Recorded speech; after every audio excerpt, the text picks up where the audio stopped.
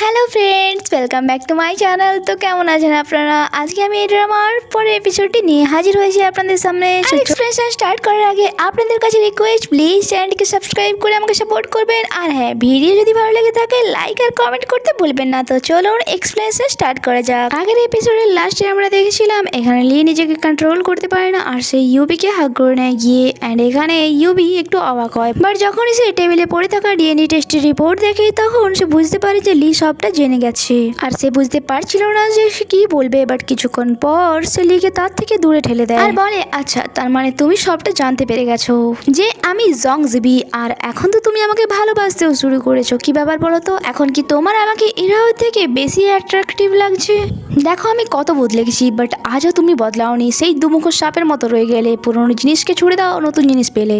লি বলে, জিবি তুমি ভুল ভাবছো, আমি শুরু থেকেই তোমাকেই শুধুমাত্র ভালোবেসে এসেছি। বাট এখানে জং জিবি লিকে থাপ্পড় মারে আর বলে, তোমার জিবি তো 6 বছর আগেই মারা গিয়েছে, যখন তুমি তার ফ্রেন্ডের সাথে মিলে তাকে ধোকা দিয়েছিলে। আর এখন তুমি যাকে তোমার এক্স ওয়াইফ জিবি ভাবছো, সে শুধুমাত্র তোমাকে ঘৃণা করে আর কিছুই না। অ্যান্ড এটা বলে সে সেখান দিয়ে চলেই যাচ্ছিল। লি তাকে বলে, অ্যাকচুয়ালি আমি ব্যাংক্রাফট হয়ে গিয়েছিলাম, আর যদি তুমি আমার ওয়াইফ থাকতে তাহলে তার ভরপাই তোমাকেও করতে হতো। আর আমি তোমাকে কোনো প্রবলেমের মধ্যেই ফেলতে চাই না, তাই ওইসব আমি প্ল্যান করেছিলাম তোমাকে ডিভোর্স দেওয়ার জন্য।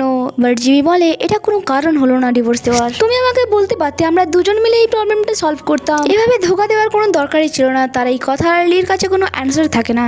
বাট সে বলে, গত 6 বছর ধরে আমি তোমাকে পাগলের মতো খুঁজে যাচ্ছি, আর যখন তুমি আমার লাইফে এলে তখন তোমাকেই আমি ভালোবাসলাম। আর পরেও কি মনে হয় আমি তোমায় ধোকা দিয়েছি? আর তুমিও তো ফিরে এসে আমার সাথে রিলেশনশিপে আসার চেষ্টা করেছো, আর ওইসব তার মানে কি আমি এটাই ভাবো যে তুমি আমাকে এখনো ভুলতে পারো না আর এখনো তুমি আমায় ভালোবাসো? জিবি বলে, এটা তোমার ভুল ধারণা। সেখান থেকে যাওয়ার আগে লি তাকে লাস্ট কোশ্চেন করে যে তুমি কি এখনো আমায় ভালোবাসো? সে মুখে তো না বলে দেয়, বাট তার চোখ দেখে মনে হচ্ছিল সে মিথ্যে বলছে। আর যা লি বুঝতে পেরে যায় এবং তার হাত ধরে বলে যে আমি বুঝতে পারছি যা কিছু হয়েছে সব কিছু আমার দোষ ছিল, হয়তো আমি সব কিছুকে ভালোভাবে হ্যান্ডেল করতে পারিনি, বাট তুমি এইটুকু তো বুঝতে পেরেছো যে আমি তোমাকে ছাড়া আর কাউকে ভালোবাসতে পারি না। আর আমি এটাও জানি তুমি আমাকে ঘৃণা করো না, শুধুমাত্র রাগের কারণে এরকম বলছো। দেখো আমরা দুজনই দুজনকে ভালোবাসি, আর সেটা আমরাও জানি। যদি আমাদের এই সম্পর্কটাকে আবারও একটি নতুন সুযোগ দেওয়া হয় তাহলে কেমন হবে? এরপর এখানে আমরা দেখি জিবি লিকে কিস করে স্টার্ট করে দেয়। তার মানে জিবি তাকে মাফ করে দিয়েছিল, কারণ লির কথায় সে বিশ্বাস করেছিল যে সে যা কিছু করেছে তা জেনে বুঝে করেনি। এরপর আমরা ইরাওকে দেখি, যার সাথে লিবাও ছিল। লিবাও তাকে বলে, আন্টি আমার মামাম কখন আসবে আমাকে নিতে? আমি বাসায় ফিরতে চাই। ইরাও বলে, লিটিল বয় তুমি চিন্তা করো না, তোমার মাম্মা হয়তো তোমাকে নিতেই আসছে, এখন রাস্তায় আছে। তোমার মাম্মাম আমার বেস্ট ফ্রেন্ড হয়, আর সে আমার বাড়ির অ্যাড্রেসও জানে। সে যেভাবে লিবাওকে দেখছিল তাকে দেখে মনে হচ্ছিল সে কিছু তো একটা প্ল্যান কষেছে। অন্যদিকে জিবি আর লি তো অনেক বেশি চিন্তায় ছিল যে হঠাৎই লিবাও কোথায় চলে গেল।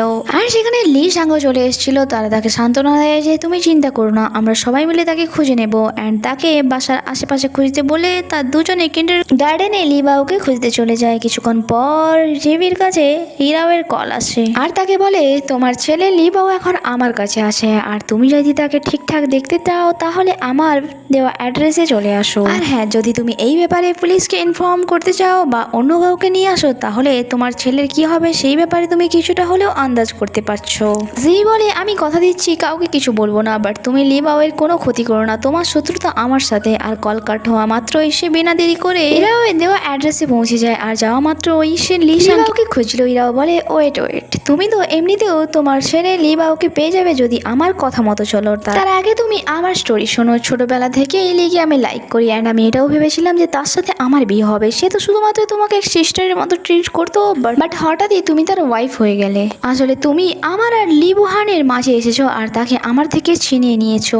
জিবি বলে, দেখো আমাদের বিয়েটা গ্র্যান্ডপা ঠিক করেছিল, আর যখন আমাদের বিয়ে হয়ে গেছে আর লিরও তাতে কোনো প্রবলেম হয়নি, তাহলে তুমি আমাদের মাঝে কেন আসতে চাইছো? বাট ইরাও তো মানতে রাজি ছিল না। সে বলে, মাঝে আমি নই, বরং আমাদের মাঝে তুমি এসেছো। আর সে বলে, আমি সবসময় স্বপ্ন দেখতাম যে আমি তাকে বিয়ে করছি, বাট হঠাৎই তুমি তার ওয়াইফ হয়ে গেলে। তখনও তো আমি তোমাকে ছাড়তাম না, বাট আমার হাত পা বাঁধা ছিল, আমি কিছু করতে পারতাম না তখন। তাই যখন তোমাকে আমার রাস্তা থেকে সরানোর সুযোগ এলো তা আমি হাতছাড়া করিনি, তাই লির কথা মতো অ্যাক্টিং করতে রাজি হয়ে গেলাম। আর ওই দিন সেখান থেকে চলে যাওয়ার পর যাতে না তুমি কোনোদিন ফিরে আসতে না পারো তার জন্য আমি তোমার অ্যাক্সিডেন্টও করেছিলাম, বাট তুমি মরলেই না, আবারও ফিরে এলে। বাট এবার আমি তোমাকে ছাড়বো না, আর তোমার ছেলেকেও, তোমার দুজনকে আমি শেষ করে দেবো। জিবি নিজের প্রাণের পরোয়া করতো না, বাট যখনই লিবাওয়ের কথা শুনে সে ইরাওয়ের ইরার কাছে রিকোয়েস্ট করে যে তোমার শত্রুতা আমার সাথে, ওই ছোট্ট বেবিটা কি করেছে, প্লিজ তাকে কিছু করো না, তোমার শত্রুতা আমার সাথে, তুমি তাকে যেতে দাও, আমার সাথে যা করার করো। ইরা বলে ঠিক আছে, না হয় আমি তোমার কথা মানলাম, তোমাকে তেমনটাই করতে হবে যেমনটা আমি চাই। অ্যাকচুয়ালি ইরাও চাইছিল জিবি নিজের থেকেই নিজেকে মেরে ফেলুক,